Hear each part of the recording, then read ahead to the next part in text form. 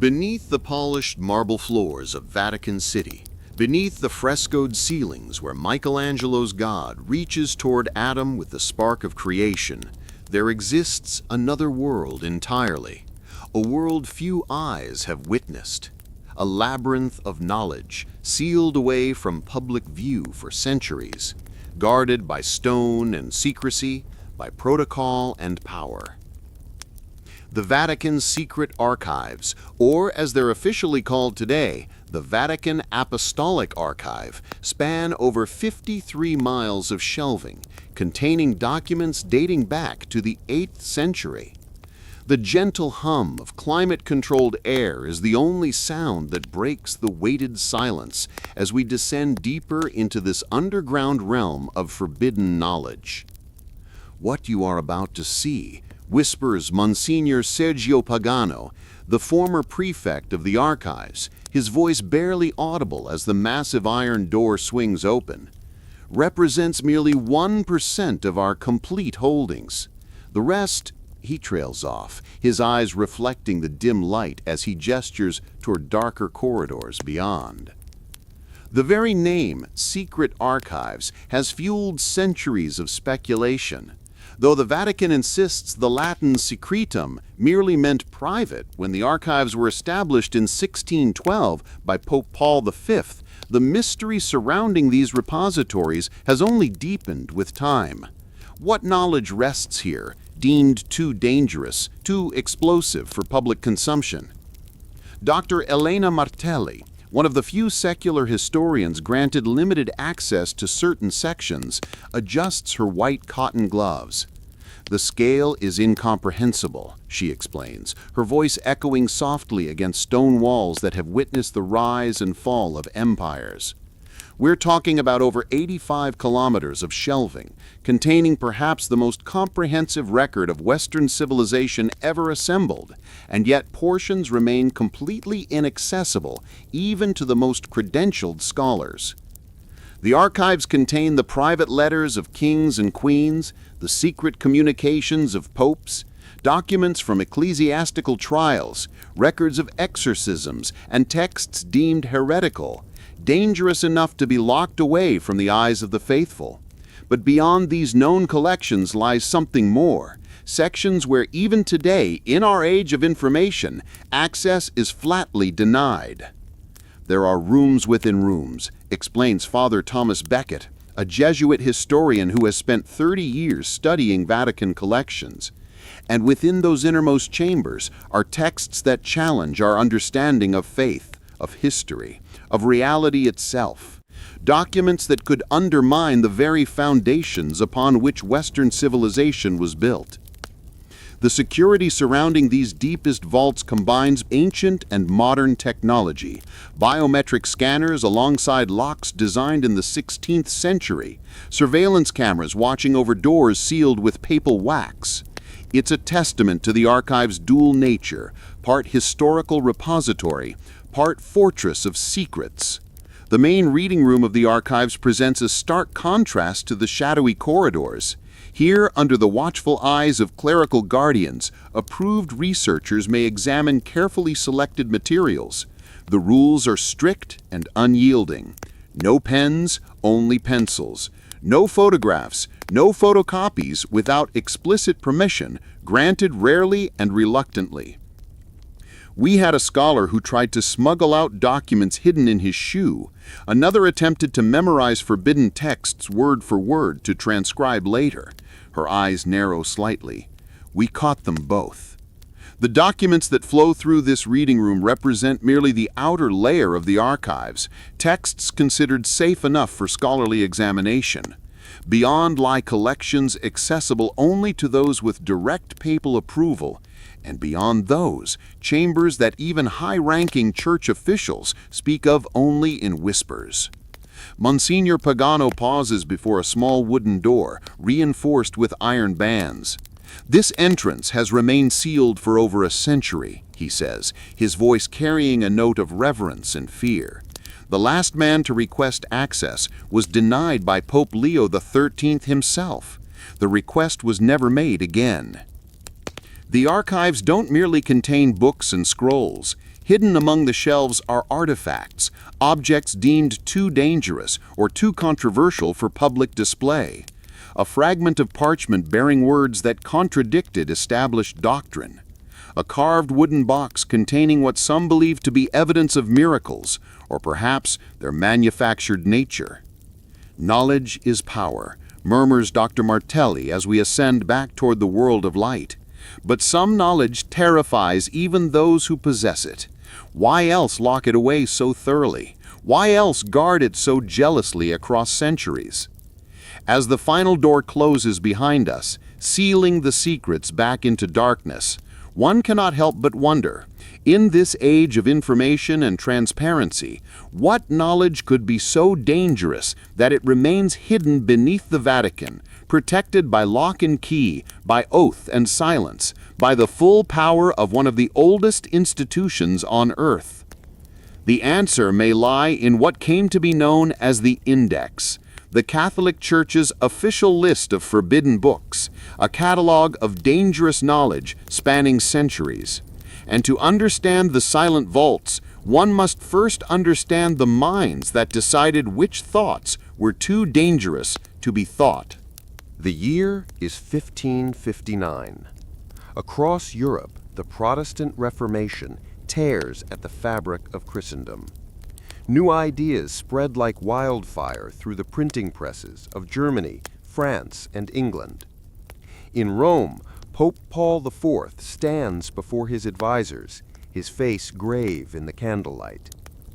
"This poison must be contained," he declares, holding aloft a list of books deemed dangerous to the faith.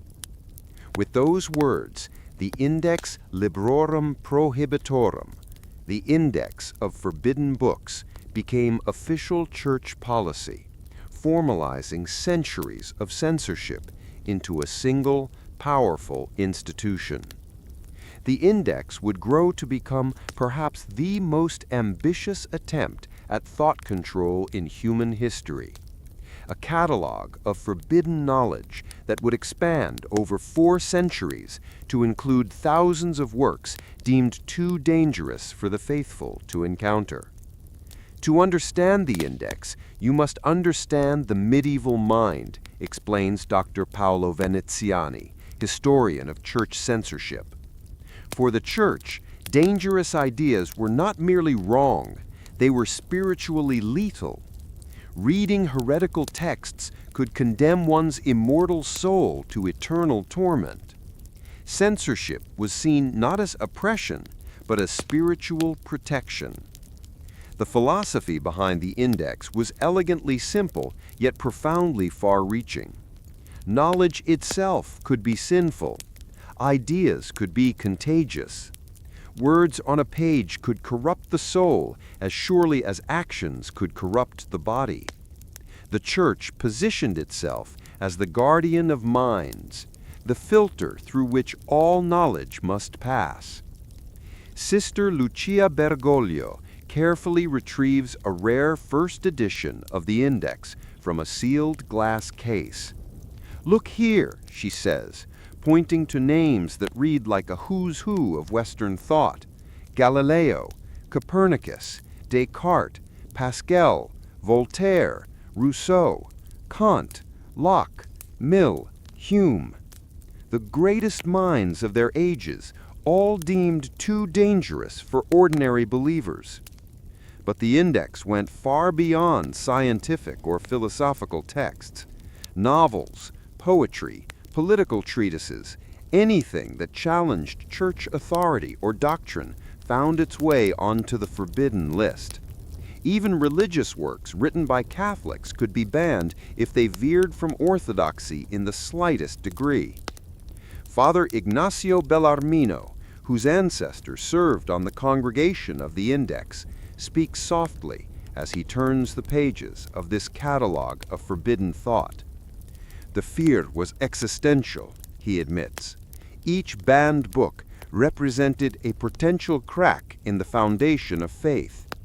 If Galileo was right about the earth moving around the sun, what else might the Church be wrong about? If common people could interpret Scripture for themselves, what need would they have for priests? The mechanics of censorship were elaborate and far-reaching. Once a book was placed on the index, copies would be confiscated and burned. Printers who produced forbidden texts faced excommunication, a spiritual death sentence in medieval Europe. Booksellers who sold banned books might find their shops closed, their inventory seized. But the real power lay in fear, notes Dr. Veneziani. The faithful policed themselves. To be caught with a forbidden book meant public confession, penance, possibly even investigation by the Inquisition. People would turn in their neighbors, their friends, sometimes even family members for possessing banned texts.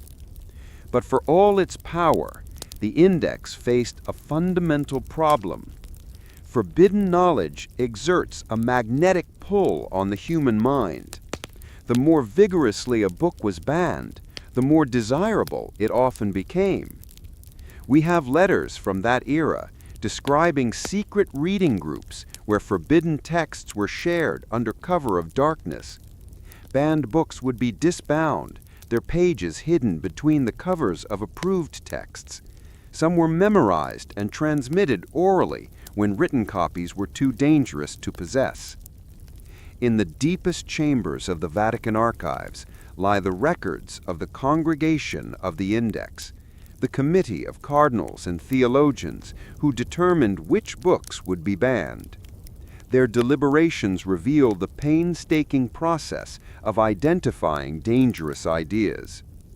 They would assign readers, trustworthy priests, to examine suspicious texts. These readers produced detailed reports highlighting problematic passages.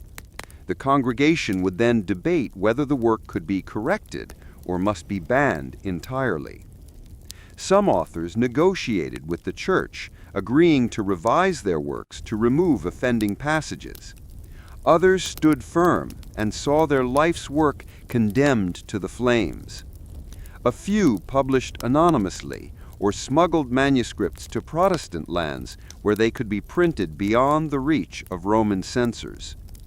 The tragedy, says Dr. Montelli, is that the index often achieved the opposite of its intended purpose. By creating a catalog of forbidden books, the Church effectively created a reading list for the intellectual avant-garde. Being placed on the index became a badge of honor for radical thinkers. As the centuries passed, the Church's ability to control the flow of information gradually weakened.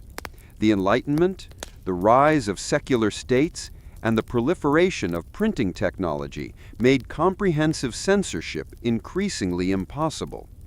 Yet the index continued to grow, with the final edition published as recently as 1948, containing over 4,000 titles.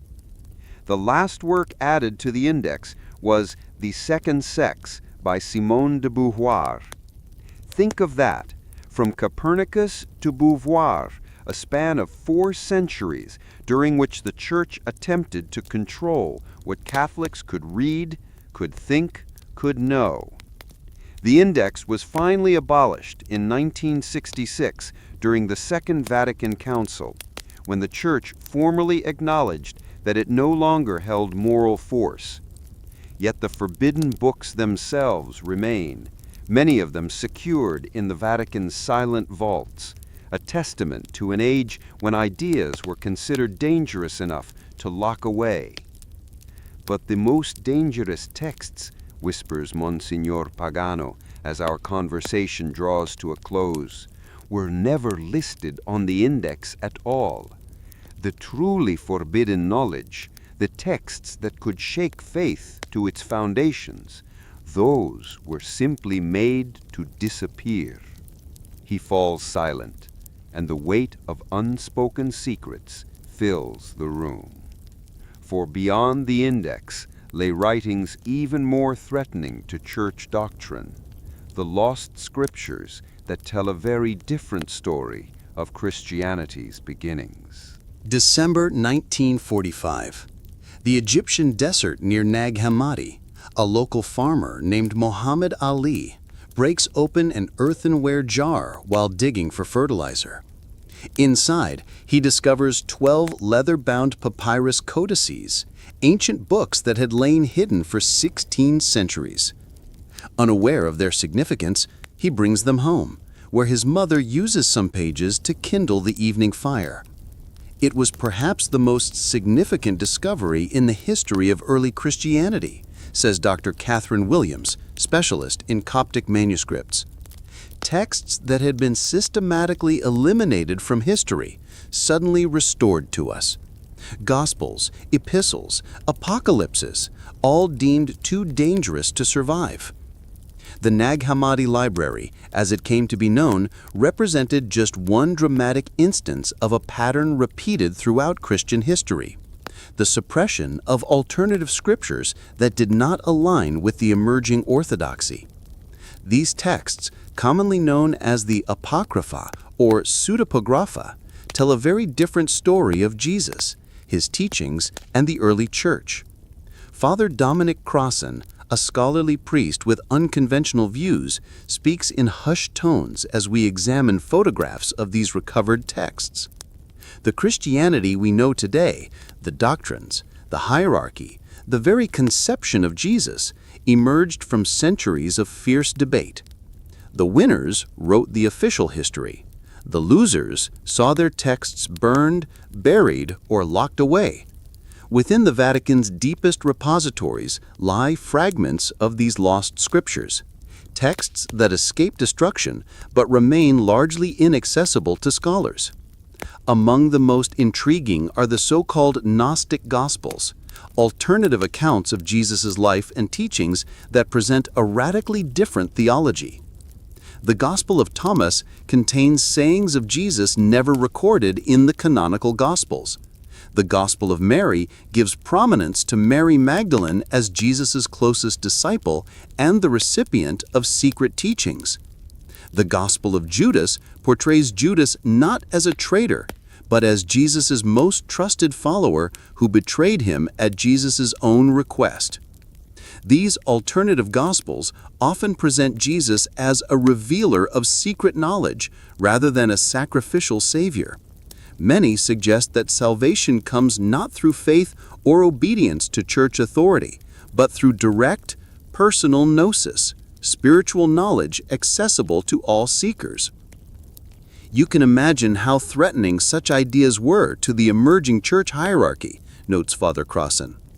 If Jesus taught that each person could find divine truth within themselves, what need would they have for priests, bishops, or popes? If salvation came through knowledge rather than faith, what power would the Church hold over believers? The Vatican archives contain not only fragments of these texts, but also the records of their suppression. In the year 367 CE, Bishop Athanasius of Alexandria issued his famous Easter letter, which for the first time definitively listed the 27 books that would form the New Testament as we know it today. The same letter ordered the destruction of all apocryphal writings. It was the beginning of a systematic purge, says Dr. Williams. Texts that had been widely read and revered in Christian communities for centuries were suddenly declared heretical. Possessing them became a crime. Most were burned. Some were hidden away by believers unwilling to destroy what they considered sacred texts. Others were secured by the Church itself, deemed too dangerous to circulate but too significant to eliminate entirely. One of the most tantalizing rumors surrounding the Vatican's secret archives involves the so-called Q document, a hypothetical collection of Jesus' sayings that scholars believe served as a source for the Gospels of Matthew and Luke.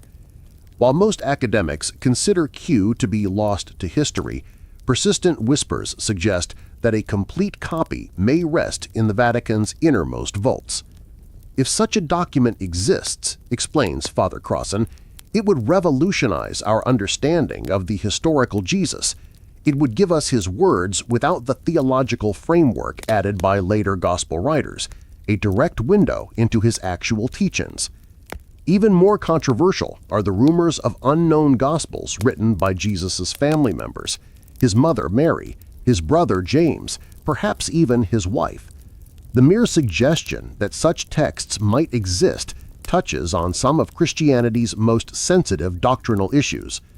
Sister Maria Celestina, who has served as an archivist for 30 years, chooses her words carefully. I cannot confirm or deny the existence of specific texts, but I can tell you this. Throughout history, the Church has sometimes chosen to protect the faithful from writings that could lead to dangerous misinterpretations of divine truth. This protective philosophy extended beyond alternative gospels to include writings about Jesus' life that contradicted official doctrine. Texts suggesting that Jesus had siblings, that he was married, that he did not die on the cross, or that he was an ordinary human teacher later deified by his followers, all were systematically removed from circulation. Dr. Elias Baruti, an expert in early Christian archaeology, explains the high stakes involved. The Church was building its authority on a specific narrative, that Jesus was divine, that he founded a church with Peter at its head, that salvation came through this institution alone. Any text contradicting these claims threatened not just theological concepts, but the very power structure of the Church itself. Perhaps the most persistent rumors involve the so-called Gospel of Barnabas, a text that presents a version of Jesus' life surprisingly compatible with Islamic teachings. Though most scholars consider the existing copies to be medieval forgeries, legends persist of an authentic ancient version hidden deep within the Vatican. These are the sorts of claims the Vatican never directly addresses, notes Dr. Williams. Neither confirming nor denying simply allows the speculation to continue. But logically, if such texts existed and supported Christian doctrine, why keep them hidden?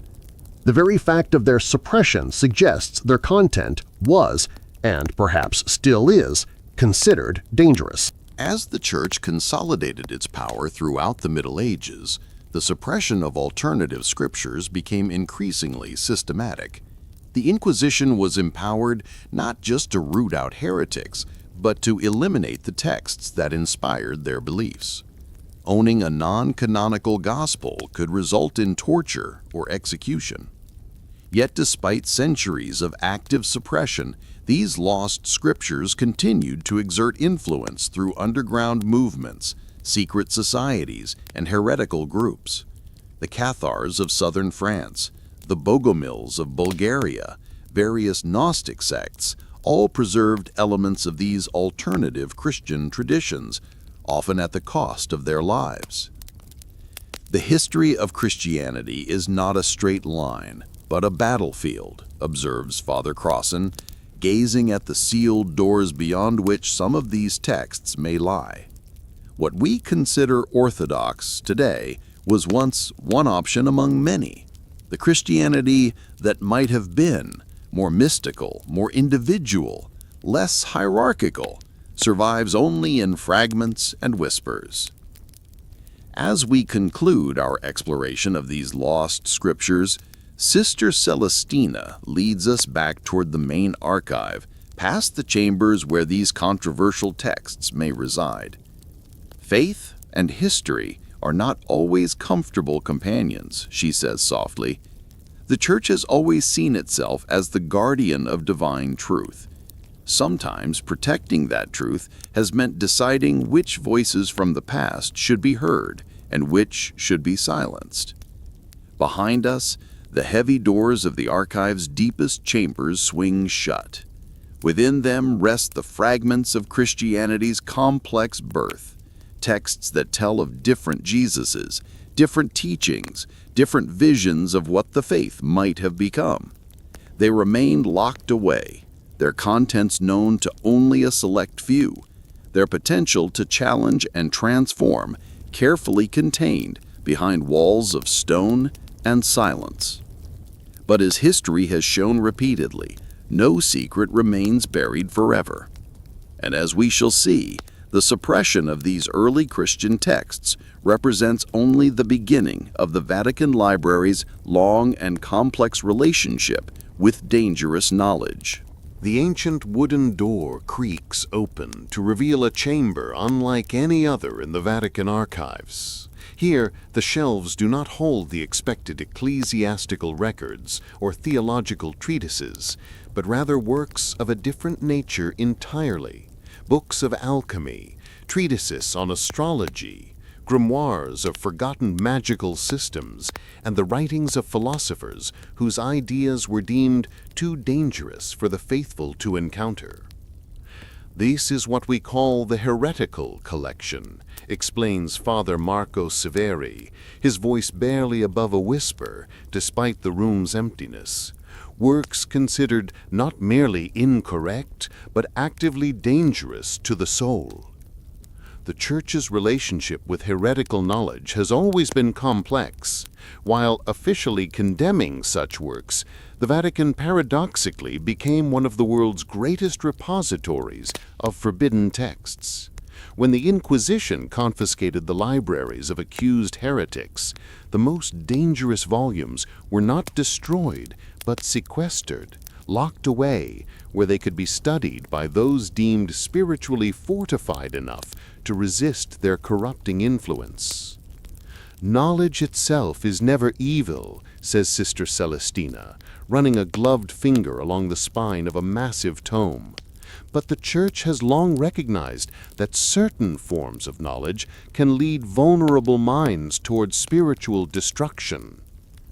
Among the most significant collections are the alchemical texts, works dedicated to the transformation of matter, and by extension, the soul itself. The shelves contain rare copies of the Emerald Tablet, the writings of Paracelsus, and manuscripts attributed to the legendary Hermes Trismegistus, whose Hermetic philosophy blended Egyptian wisdom with Greek thought. The issue the Church had with alchemy was not its material aims. Transmuting base metals into gold might be impossible, but it wasn't heretical. The danger lay in alchemy's spiritual dimensions, its suggestion that humans could transform their own nature, achieving divine perfection without the mediation of the Church. Nearby rest volumes on astrology, elaborate systems mapping the influence of celestial bodies on human affairs.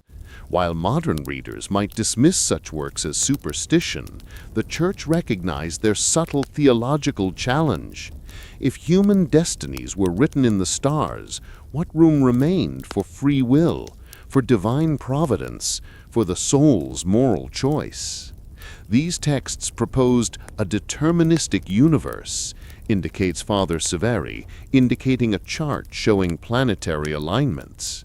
If a person's character and fate were dictated by the position of stars at their birth, then the concepts of sin and redemption, the very foundations of Christian teaching, would be undermined. Even more troubling to Church authorities were the grimoires, handbooks of magic containing rituals, incantations, and methods for summoning spirits or demons. The infamous sworn book of Honorius, the Keys of Solomon, and fragments of the Picatrix rest in this collection.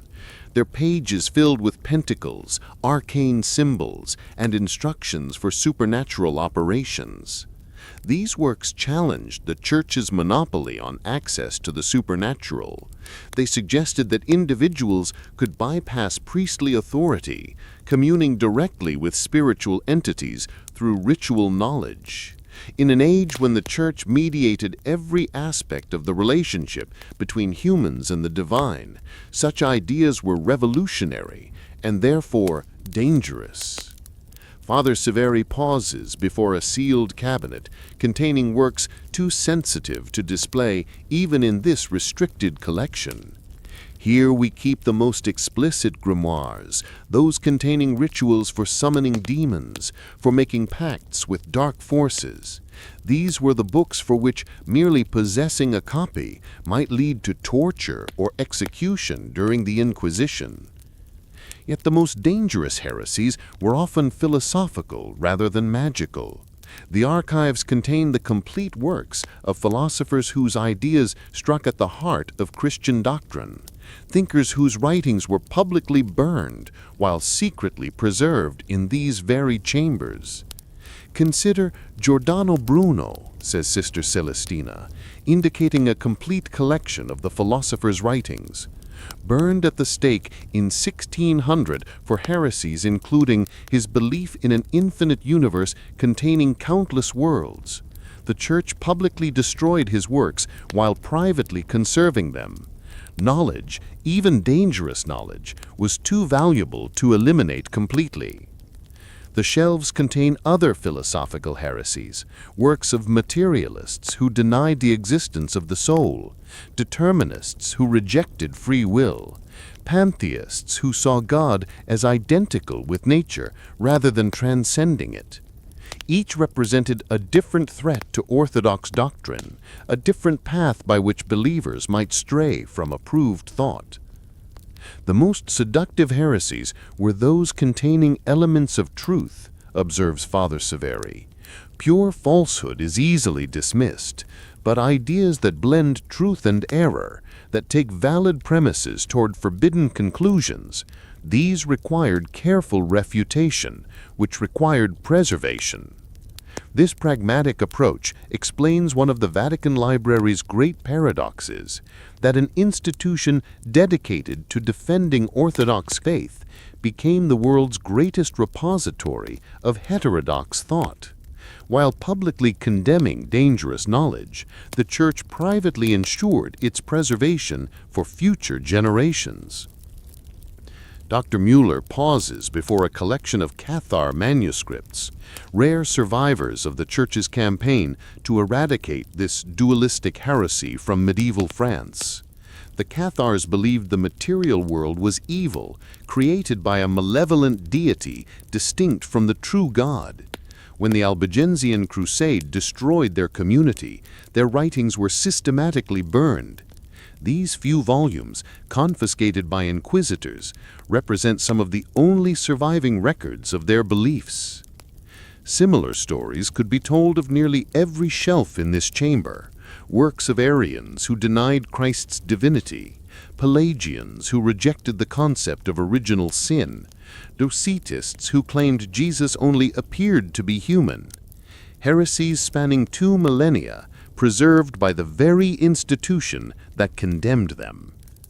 There's a saying among archivists, notes Sister Celestina with a thin smile, the Church forgives, but it never forgets. These texts remain as testimony to paths of thought the faithful are warned against following. Beyond theological heresies lie scientific works whose empirical findings contradicted scriptural interpretations. Most famous are the writings of Galileo, whose observation that Earth orbits the Sun contradicted the Church's geocentric worldview. His annotated works occupy a prominent place in this collection, a reminder of the tension between revealed truth and observed reality. The Galileo case reveals the Church's evolving approach to dangerous knowledge. His books remained on the index for centuries, yet the Church preserved his original manuscripts, his letters, even his astronomical calculations. Truth, it was recognized, could not be permanently suppressed, only temporarily contained until the faithful were prepared to reconcile it with doctrine. This pattern repeated with Darwin's theory of evolution, with geological findings suggesting Earth's ancient age, with archaeological discoveries challenging biblical chronology.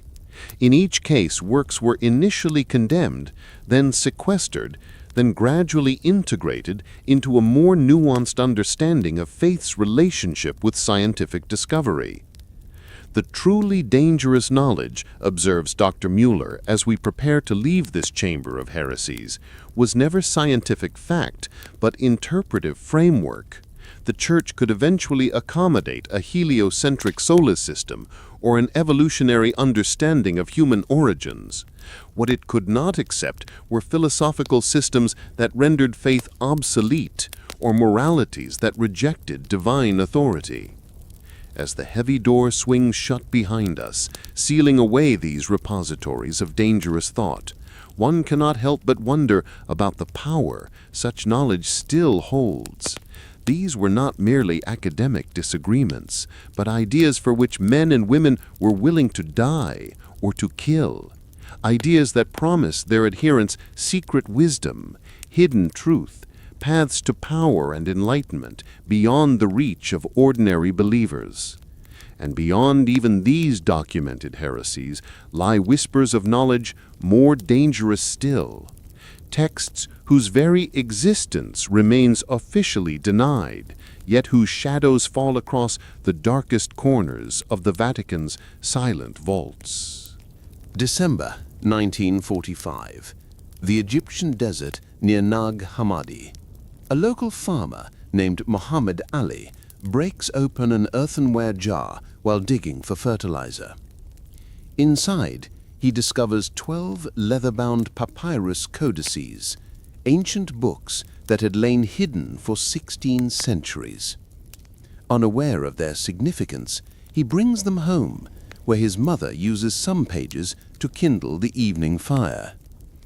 It was perhaps the most significant discovery in the history of early Christianity, says Dr. Catherine Williams, specialist in Coptic manuscripts. Texts that had been systematically eliminated from history, suddenly restored to us. Gospels, epistles, apocalypses, all deemed too dangerous to survive. The Nag Hammadi Library, as it came to be known, represented just one dramatic instance of a pattern repeated throughout Christian history: the suppression of alternative scriptures that did not align with the emerging orthodoxy. These texts, commonly known as the Apocrypha or Pseudepigrapha, tell a very different story of Jesus, his teachings, and the early church. Father Dominic Crossan, a scholarly priest with unconventional views, speaks in hushed tones as we examine photographs of these recovered texts. The Christianity we know today, the doctrines, the hierarchy, the very conception of Jesus, emerged from centuries of fierce debate. The winners wrote the official history. The losers saw their texts burned, buried, or locked away. Within the Vatican's deepest repositories lie fragments of these lost scriptures, texts that escape destruction but remain largely inaccessible to scholars. Among the most intriguing are the so-called Gnostic Gospels, alternative accounts of Jesus' life and teachings that present a radically different theology.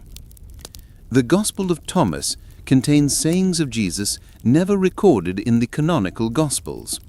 The Gospel of Mary gives prominence to Mary Magdalene as Jesus' closest disciple and the recipient of secret teachings. The Gospel of Judas portrays Judas not as a traitor, but as Jesus' most trusted follower, who betrayed him at Jesus' own request. These alternative Gospels often present Jesus as a revealer of secret knowledge rather than a sacrificial savior. Many suggest that salvation comes not through faith or obedience to church authority, but through direct personal gnosis, spiritual knowledge accessible to all seekers.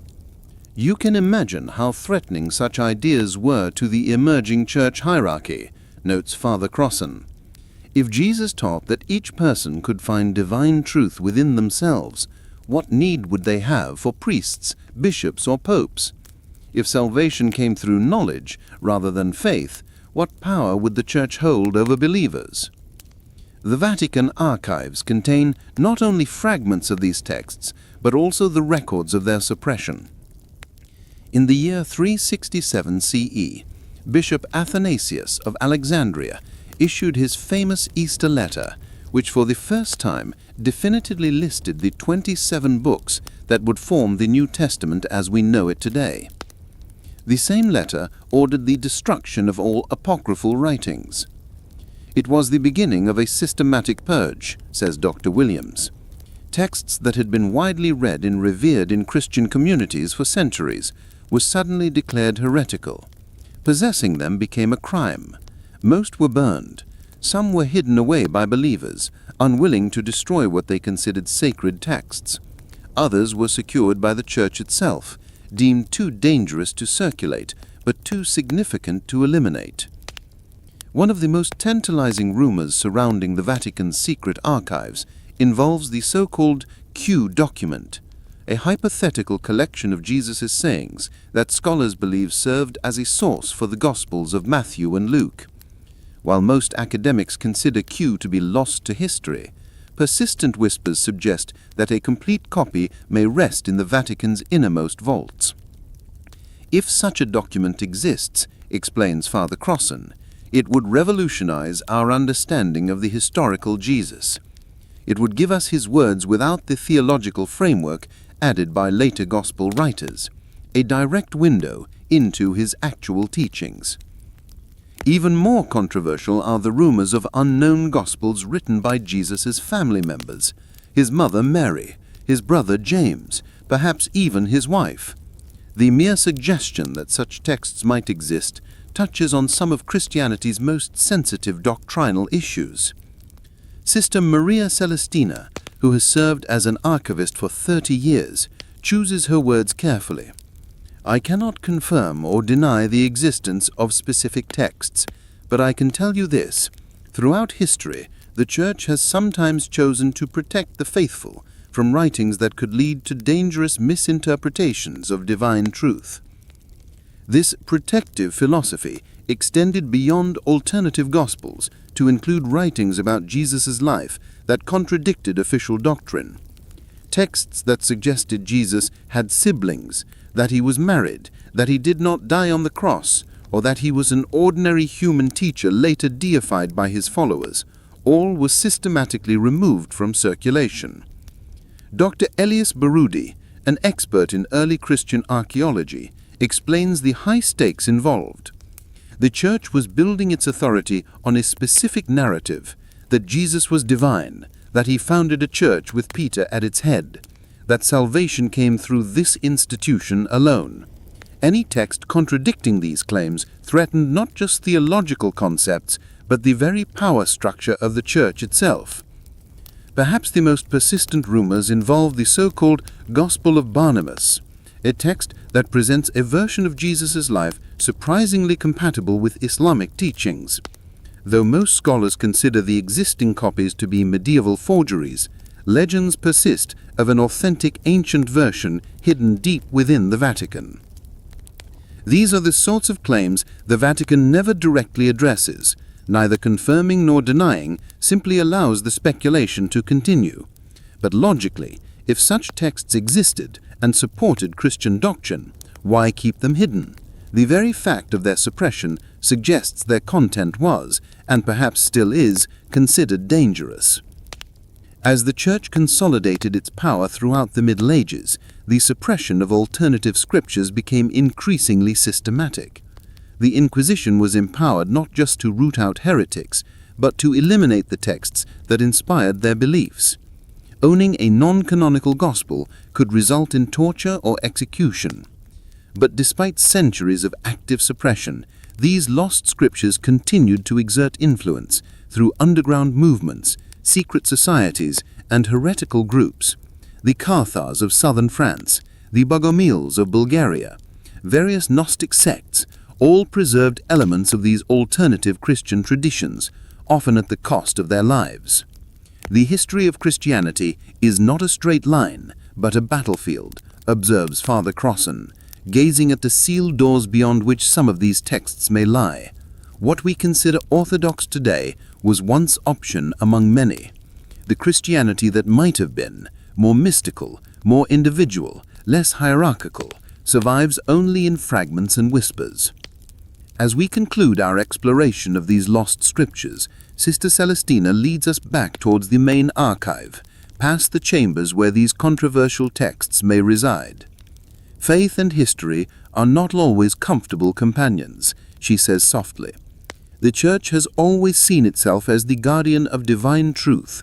Sometimes protecting that truth has meant deciding which voices from the past should be heard and which should be silenced. Behind us, the heavy doors of the archive's deepest chambers swing shut. Within them rest the fragments of Christianity's complex birth, texts that tell of different Jesuses, different teachings, different visions of what the faith might have become.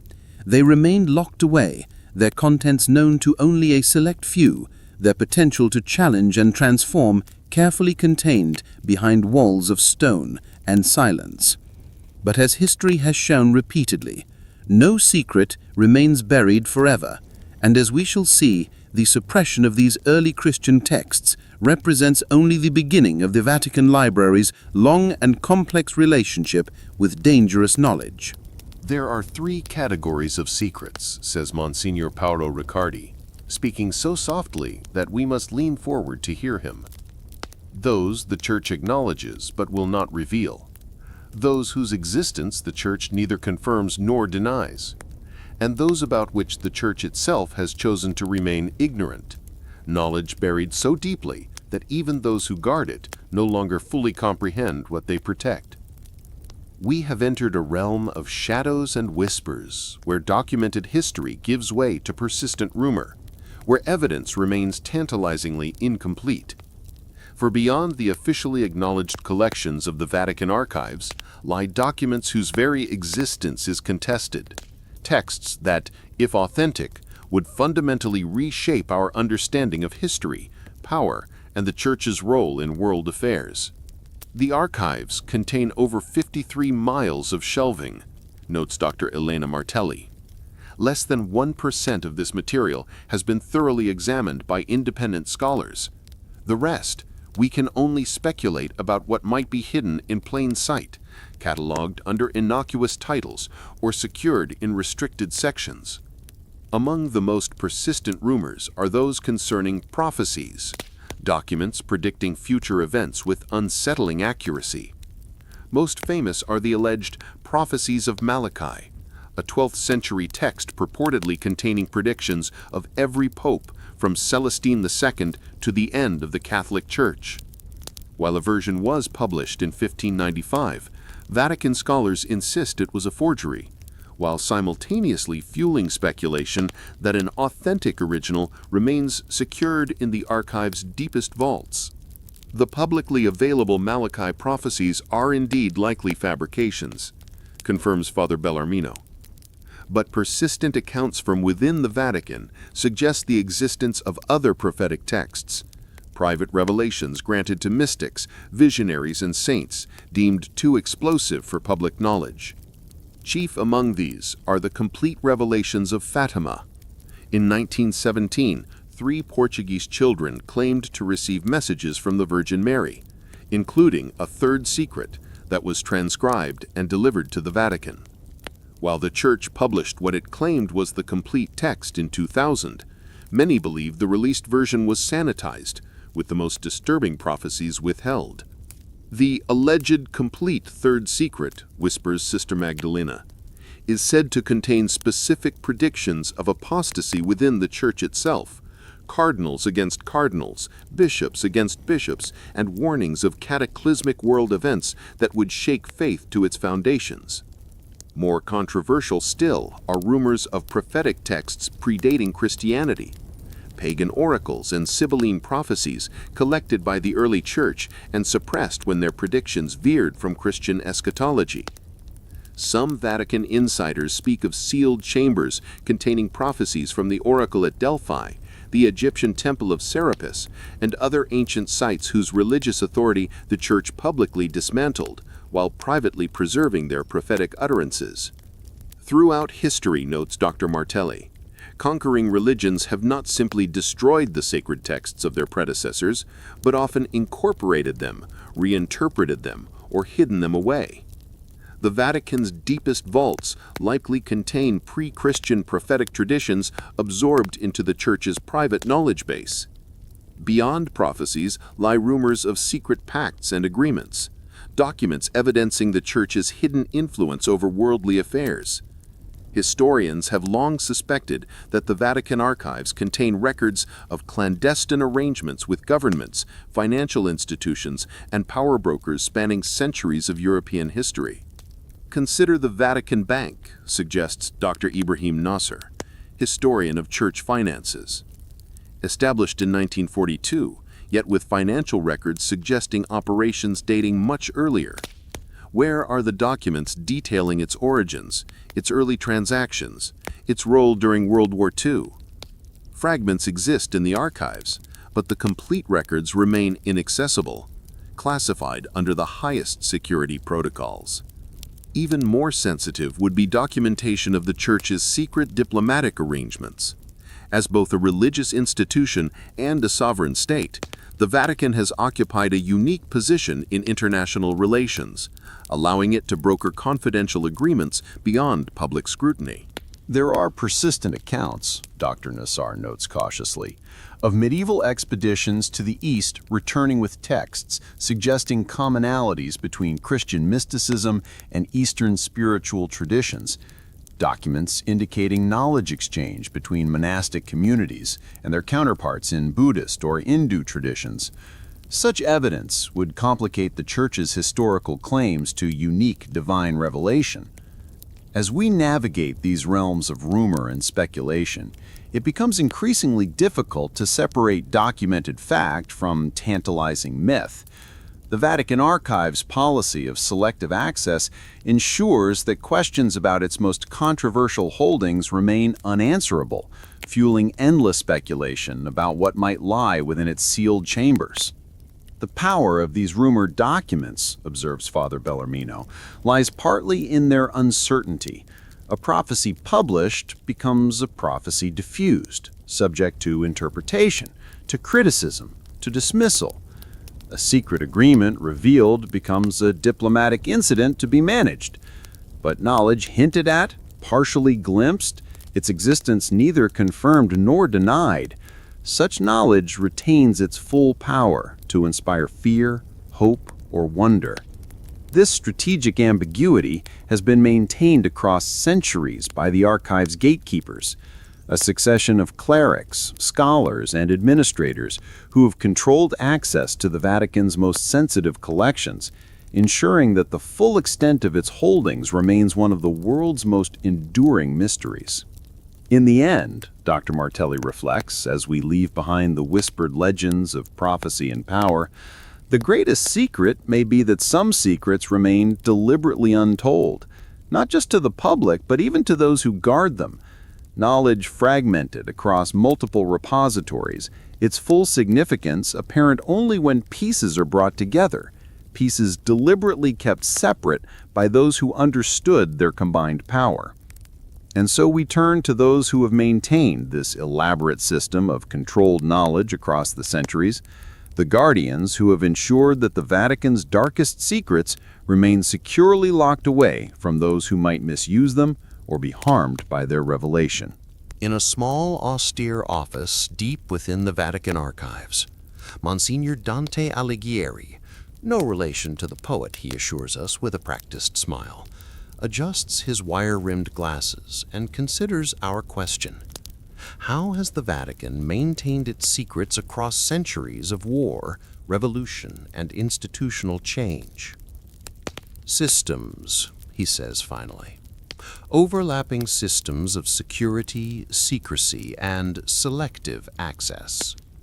No single individual, not even the Pope himself, possesses complete knowledge of all the archives contain or full access to every collection. The fragmentation is deliberate, a security measure dating back centuries.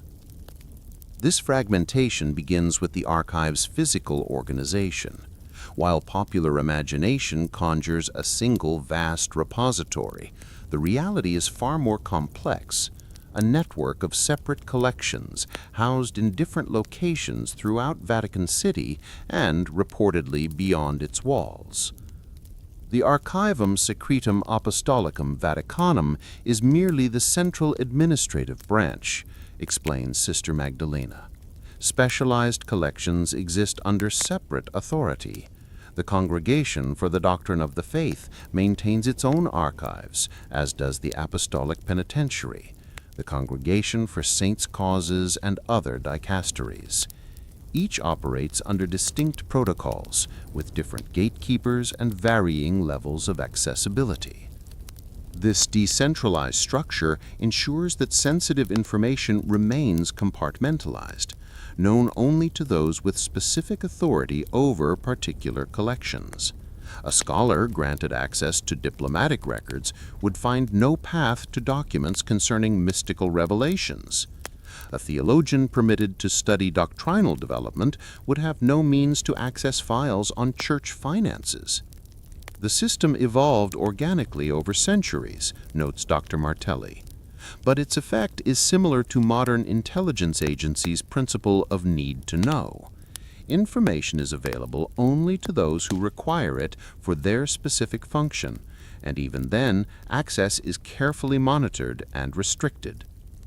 The human guardians of these collections form a hierarchy of their own, parallel but distinct from the Church's regular ecclesiastical structure. At the highest level sits the Cardinal Archivist and Librarian of the Holy Roman Church, currently Cardinal Antonio Santos, who serves as the official head of the archives, reporting directly to the Pope. The Cardinal Archivist holds one of the Vatican's most sensitive positions, explains Father Severi. He must balance preserving the Church's historical record with protecting its most volatile secrets. He determines general access policies, but rarely involves himself with specific documents, another layer of insulation between the Church's most sensitive knowledge and any single individual. Below the Cardinal Archivist serves the Prefect of the Archives, the day-to-day administrator who oversees the professional staff of archivists, conservators, and security personnel. For generations, this position was held exclusively by clerics sworn to absolute discretion. Only in recent decades have lay people occasionally been appointed to senior archival positions, and even then, only after extensive vetting. Every employee signs multiple confidentiality agreements. The most severe penalties, both ecclesiastical and legal, apply to unauthorized disclosure of information. But the true security lies in selection. We choose individuals with an unshakable commitment to the Church's mission, people who understand that some knowledge must remain controlled for the greater good. This careful selection extends to scholars granted temporary access. The application process for using the archives is notoriously stringent, requiring academic credentials, ecclesiastical recommendations, and detailed research proposals that specify exactly which documents the applicant wishes to consult. Even approved researchers face significant restrictions. They may access only specifically requested documents, not browse collections freely. They work under continuous supervision. They cannot photograph materials without special permission. Their notes are reviewed before they leave. And most importantly, they see only what we choose to show them. This last point reveals perhaps the archive's most effective security measure, the simple fact that outside researchers cannot request documents they don't know exist. The archive's indexes and catalogs are themselves restricted, with the most sensitive collections omitted entirely from publicly available finding aids. It's a perfect system of obscurity, observes Dr. Martelli. I cannot request document X if I have no way of knowing document X exists. And without a comprehensive public catalog of holdings, outside scholars must rely on citations in previously published works or on the guidance of archivists, who serve as both assistants and gatekeepers. Beyond these administrative controls lie physical security measures that have evolved from medieval locks and papal seals to state-of-the-art technological systems. The archive's most sensitive collections are protected by multiple layers of security, biometric access controls, constant video surveillance, and environmental monitoring systems that track every entrance and exit. The Vatican was practicing information security centuries before the concept existed in the modern sense, notes Monsignor Alighieri. Consider the system of multiple keys for the most restricted collections, different keys held by different officials, all required to access certain materials. No individual could enter alone, ensuring mutual monitoring among even the most trusted guardians. This ancient system continues in modified form today. The archive's most sensitive areas reportedly require authorization from multiple senior officials, with access logs reviewed directly by the Cardinal Archivist or his representatives. Some collections allegedly require papal approval for each access, a level of security reserved for materials of the highest sensitivity. Throughout history, explains Father Severi, each pope has designated certain materials as accessible only with explicit papal permission. These collections, the existence of which is neither confirmed nor denied, would contain the Church's most volatile secrets, documents with the potential to damage faith, disrupt international relations, or threaten the Church's very standing in the world. The Guardian's most effective tool, however, may be time itself. The Vatican's standard secrecy period for its regular archives is 75 years, meaning documents become available to researchers only after 3/4 of a century has passed. For particularly sensitive materials, this period can be extended indefinitely by papal decree. This temporal buffer allows the Church to protect living individuals, to let political situations evolve, to prepare theological contexts for potentially challenging information, notes Sister Magdalena. What might be destructive if revealed immediately becomes merely historical after sufficient time has passed. Yet even as documents age into their public availability period, the Guardians maintain control through selective digitization and translation. While the Vatican has begun digitizing portions of its archives, the selection of which materials to make available electronically represents another layer of curatorial control. Less than 5% of the archive's holdings have been digitized, explains Dr. Martelli. The selection process prioritizes materials that align with the Church's preferred historical narratives. More challenging documents remain accessible only to those who can physically visit the archives and navigate their complex access protocols. Language serves as yet another barrier. Many crucial documents exist only in Latin, Ancient Greek, Aramaic, or other languages accessible to limited specialists. Official translations are produced selectively, with the Church controlling which texts are made available to broader audiences through vernacular editions.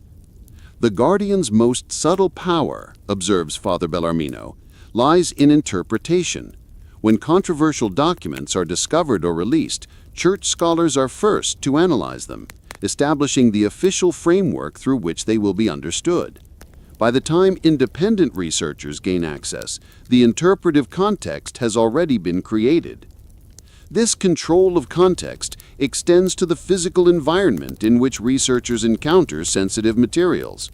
The Vatican Reading Room, where approved scholars may examine requested documents, operates under strict surveillance, with multiple guards and clerical monitors observing researchers at all times.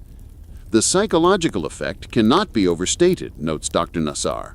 Working under such observation, knowing that your very reactions to documents are being monitored, it creates a powerful incentive toward interpretive conformity. Few scholars are willing to challenge prevailing understandings while literally under the watchful eyes of Church authorities. As our conversation with the Archive's Guardians draws to a close, Monsignor Alighieri offers a final reflection on the philosophy that has guided their work across centuries. The Church has always recognized different levels of spiritual readiness, he says. Not everyone is prepared to encounter the same truths at the same time. What might strengthen the faith of a theologian with decades of spiritual formation might devastate the simple believer. What might be integrated into doctrine after careful preparation could cause chaos if released without context. He gestures toward the silent shelves stretching into the distance, each volume representing knowledge entrusted to the Church's protection and control. We are not merely guardians of documents, but shepherds of their impact on souls. Some knowledge strengthens faith, some knowledge tests faith, and some knowledge, he pauses, choosing his words with evident care, some knowledge must wait for its proper time when humanity or the Church itself is ready to receive it. As we depart through layers of security, each door sealing behind us before the next opens, one cannot help but wonder about the judgments made by these guardians across the centuries. What knowledge remains sealed away? What truths await their proper time? And who, ultimately, has the right to make such determinations on behalf of all humanity? For while the guardians speak of protection and spiritual readiness, they also embody an ancient system of knowledge control that runs counter to modern values of transparency and open inquiry. The tension between these worldviews, between controlled revelation and unfettered access to information, lies at the heart of ongoing debates about the Vatican's most controversial possession, its archive of secrets maintained across 2 millennia of human history. Though locked away in the Vatican's silent vaults, the knowledge contained in its forbidden texts has never been truly contained. Like water seeping through stone, dangerous ideas have found their way into the wider world, carried by whispered conversations, coded manuscripts, and the occasional theft or authorized leak.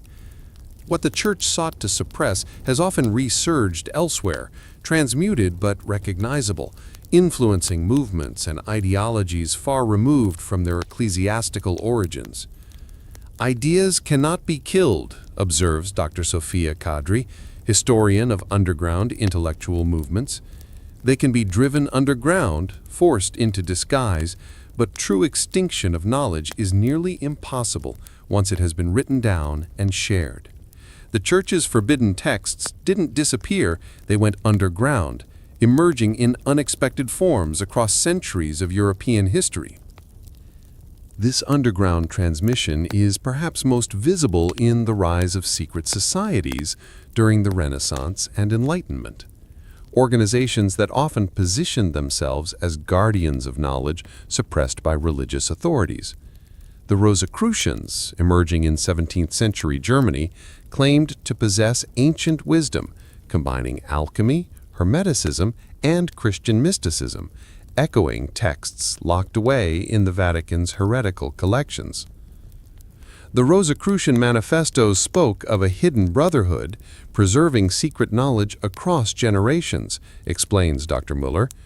Their symbol, a rose blooming on a cross, represented the marriage of pagan wisdom with Christian revelation, precisely the syncretism the Church had labored to prevent by segregating dangerous texts from orthodox teachings.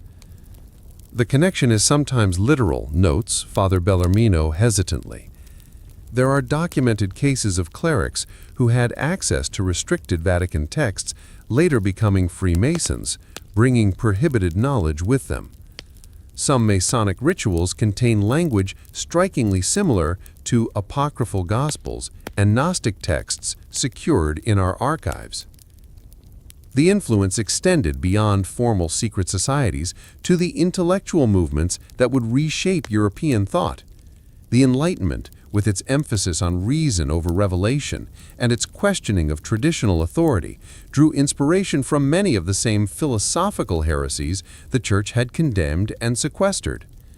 Voltaire, Diderot, Rousseau, architects of the Enlightenment thought, who appeared on the Index of Forbidden Books, were often working with ideas that had long histories in heretical traditions, explains Dr. Martelli.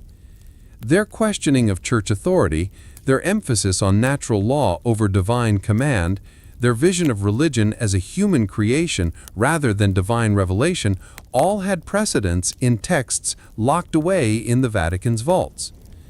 This intellectual lineage extended into the political revolutions that transformed Europe and the Americas in the 18th and 19th centuries.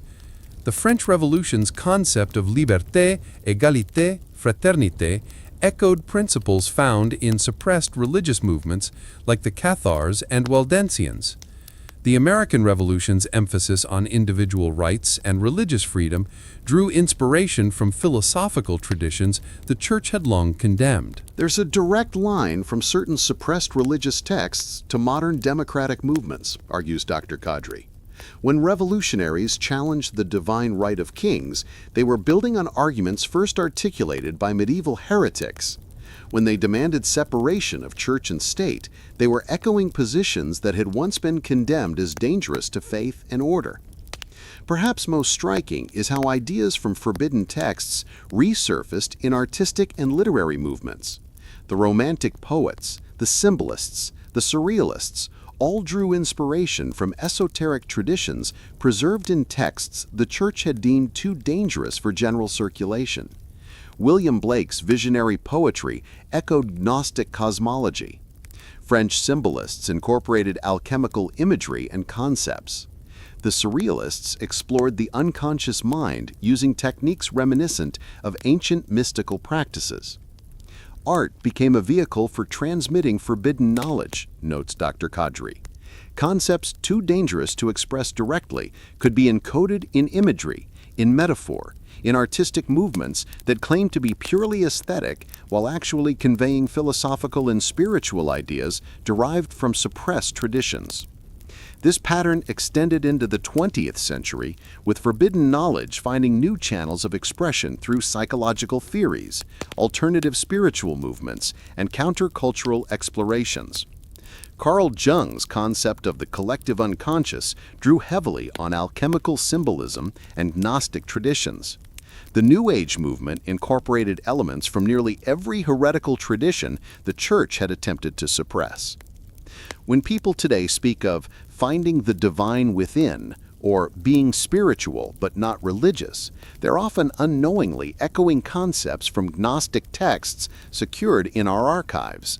Ideas the early Church condemned as dangerous heresies have become commonplace spiritual assumptions in the modern world.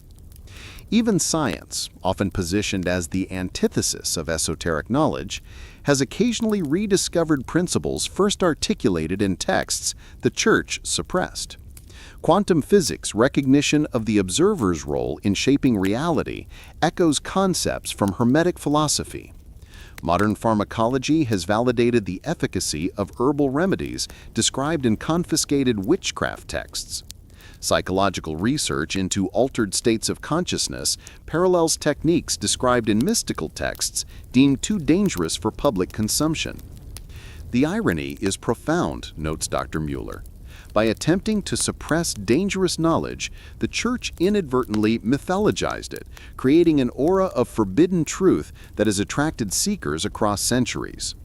Had these texts simply been allowed to circulate alongside orthodox teachings, they might have generated less fascination, less persistent influence.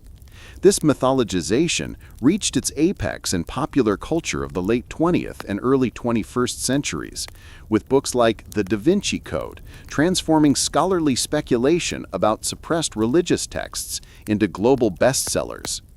Films, television series, and video games increasingly portrayed the Vatican archives as repositories of world-changing secrets, their vaults containing knowledge that could overturn established religions or reveal hidden forces controlling human destiny. The modern mythology around our archives bears little resemblance to reality, sighs Monsignor Alighieri. We do not house maps to the Holy Grail or proof of alien visitations. Yet these popular narratives reveal something important: humanity's persistent belief that established authorities are withholding transformative knowledge, that the truth is always hidden, always suppressed. This belief itself represents perhaps the most significant echo of the Vatican's forbidden texts, a hermeneutics of suspicion, a tendency to seek hidden meanings and suppressed narratives behind official histories.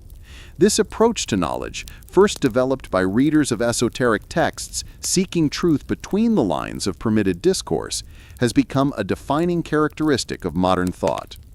When critical theorists speak of reading against the grain, or philosophers develop hermeneutics of suspicion. They're employing interpretive techniques first developed by readers of forbidden texts seeking truth between the lines of permitted discourse. The habit of looking beyond official narratives for suppressed truths, now central to disciplines from literary criticism to political science, originated with readers attempting to access knowledge religious authorities had declared off-limits. As we trace these echoes of suppressed knowledge through modern thought, a pattern emerges.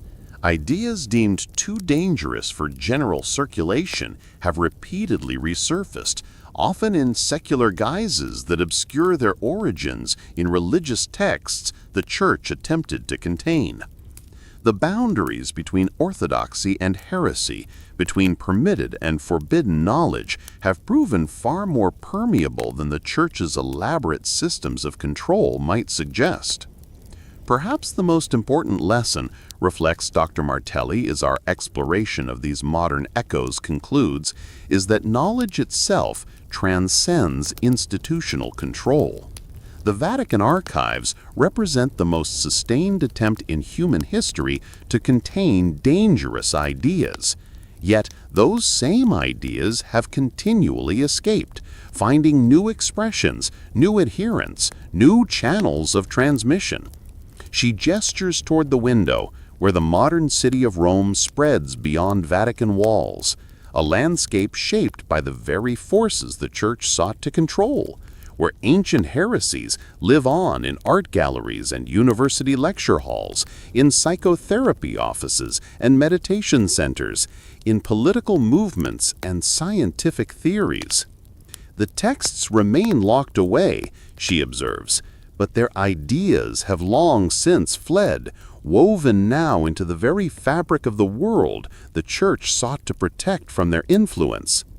And so we arrive at our final consideration, what it means that these texts remain secured despite their ideas having permeated modern culture, and why the myth of the Vatican's dark library continues to exert such powerful influence over our collective imagination. As our journey through the Vatican's forbidden knowledge draws to a close, we find ourselves returning to where we began, standing before the massive iron doors that seal the archive's most restricted collections, pondering what lies beyond and why, after centuries of revolutions in thought and technology, these texts remain locked away from public view.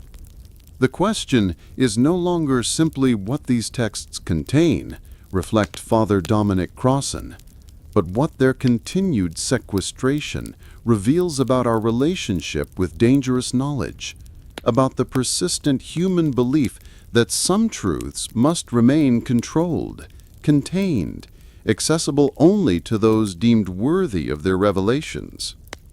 This belief transcends the specific content of the Vatican's forbidden texts. Whether these documents contain earth-shattering revelations or merely historical curiosities, their secured status transforms them into powerful symbols, physical embodiments of the boundary between permitted and prohibited knowledge, between the truths offered freely to all and those deemed too potent for general consumption. Consider the psychology at work, suggests Dr. Williams. The locked door, the classified file, the redacted document. These things exert a magnetic pull on the human mind precisely because they represent knowledge deliberately withheld. We instinctively value what is restricted, believing that what is hidden must somehow be more significant than what is openly displayed. This psychological dynamic helps explain why the myth of the Vatican's dark library has proven so enduring, why novels, films, and conspiracy theories continue to imagine world-changing secrets hidden in its vaults. The restricted archives function as a projection screen for our collective imagination, a repository not just for actual documents, but for our fantasies about transformative knowledge kept just beyond reach. The truth, admits Monsignor Alighieri with a thin smile, is almost certainly less dramatic than the myths. Yes, our restricted collections contain sensitive materials, diplomatic communications that could embarrass living persons, theological explorations that might confuse the faithful, historical documents that complicate traditional narratives, but they are unlikely to contain proof of alien contact or maps to lost biblical treasures. Yet even as Vatican officials downplay the significance of their restricted holdings, they maintain the elaborate security systems that separate these texts from public view, perpetuating the very mystique they claim to find exaggerated. This contradiction speaks to a deeper tension within the Church's approach to knowledge, a simultaneous impulse to demythologize its secrets while maintaining the power that comes from controlling access to them. The Church finds itself in a paradoxical position, observes Dr. Martelli. Its mission includes preserving and transmitting truth across generations, yet it has also appointed itself arbiter of which truths should be widely shared and which should remain restricted. This tension between revelation and concealment, between transparency and mystery, lies at the heart of its complex relationship with dangerous knowledge.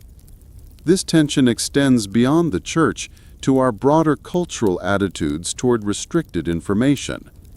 Modern societies simultaneously celebrate transparency as a democratic value, while maintaining elaborate systems of classification and security clearance.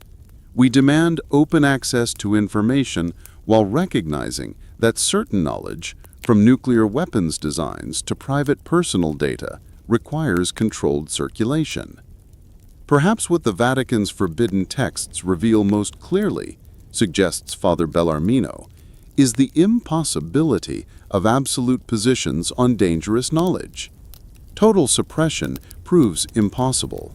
Ideas escape, resurface, find new expressions. Yet unlimited access carries its own risks, the potential for misinterpretation, for harm, for destabilization of social and spiritual foundations. This nuanced perspective helps explain why the Church maintains its elaborate system of graduated access, even in an age of information abundance. Different levels of spiritual and intellectual formation may indeed require different levels of access to challenging texts, not because some humans are inherently more worthy than others, but because context and preparation shape how we integrate potentially destabilizing knowledge. Consider how we approach other forms of dangerous knowledge, suggests Sister Magdalena. We don't grant untrained individuals access to bioweapons laboratories or nuclear launch codes. We recognize that certain forms of power require corresponding levels of responsibility and context. Might the same principle apply to spiritual or philosophical knowledge, with the power to transform or destabilize belief systems developed over millennia? This perspective frames the Vatican archives not merely as instruments of suppression, but as technologies of careful transmission, systems designed to ensure that potentially volatile knowledge enters the world with appropriate contextual support, preventing harm while preserving wisdom that might otherwise be lost to history. Throughout our journey, reflects Dr. Nassar, we've encountered repeated instances where the Church preserved texts it officially condemned, where the impulse to protect knowledge overrode the impulse to eliminate it. This complex stewardship represents something more nuanced than simple censorship. It suggests an institution simultaneously drawn to and frightened by the knowledge in its possession. This ambivalence mirrors our broader cultural relationship with dangerous knowledge. We are drawn to transformative truths, yet fearful of their implications. We celebrate intellectual freedom while recognizing that certain forms of knowledge carry genuine risks. We demand transparency from institutions while maintaining private gardens of personal secrecy. The forbidden texts remind us of knowledge's dual nature, observes Father Crossan. The same information that liberates one mind might damage another. The revelation that strengthens one faith tradition might undermine another. The truth that heals in one context might harm in another. This duality makes absolute judgments about dangerous knowledge nearly impossible. As we stand before the archive's sealed doors one final time, we confront the possibility that their continued closure serves purposes beyond institutional control, that the existence of secured knowledge satisfies a deep human need for mystery, for boundaries between the known and unknown, for the belief that some truths remain veiled, awaiting their proper revelation. Perhaps what we truly seek is not unlimited access, but assurance that someone maintains the boundaries between everyday reality and more volatile truths, that dangerous knowledge exists under careful stewardship, neither completely suppressed nor carelessly released. This stewardship has traditionally fallen to religious institutions like the Vatican, to esoteric societies with their graduated initiations, to academic disciplines with their specialized languages and methodologies. Each in its way creates systems of controlled transmission, ensuring that potentially destabilizing knowledge enters the world with appropriate contextual support. Yet in our digital age, notes Dr. Kadri, these traditional guardians find their authority increasingly challenged.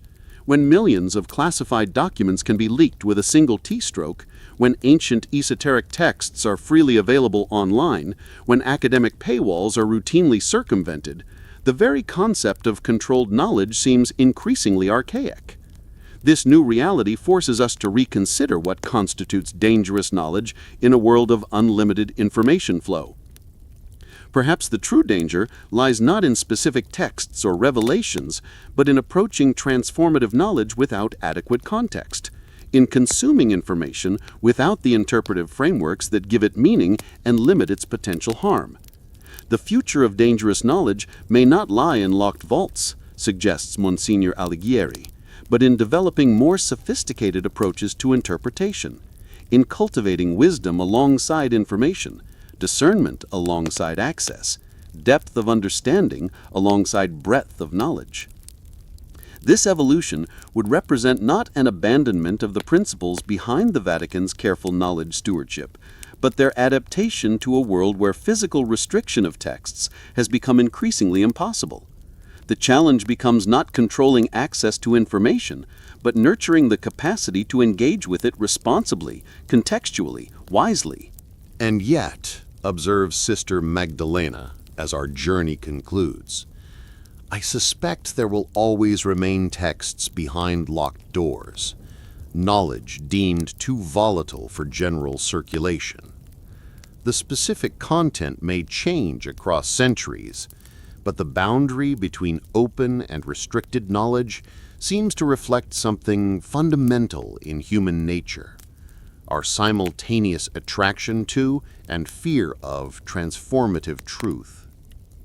As we ascend from the archive's depths toward the sunlit world above, passing through layers of security designed across centuries to separate dangerous knowledge from daily life, we carry with us not definitive answers about what lies within the Vatican's most restricted collections, but deeper questions about humanity's complex relationship with dangerous knowledge.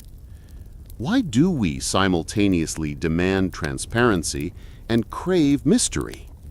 Why do we celebrate the free flow of information while maintaining systems of classification and control?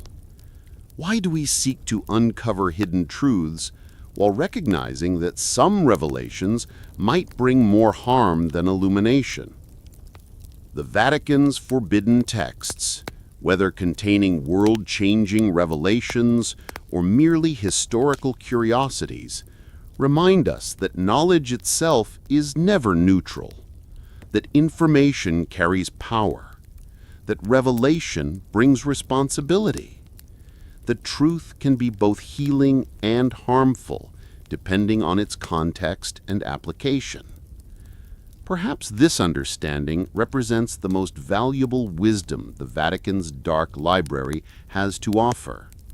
Not specific secrets locked behind its ancient doors, but recognition of knowledge's dual nature as both liberating and dangerous, as requiring both unrestricted flow and careful stewardship, as demanding both transparency and responsibility.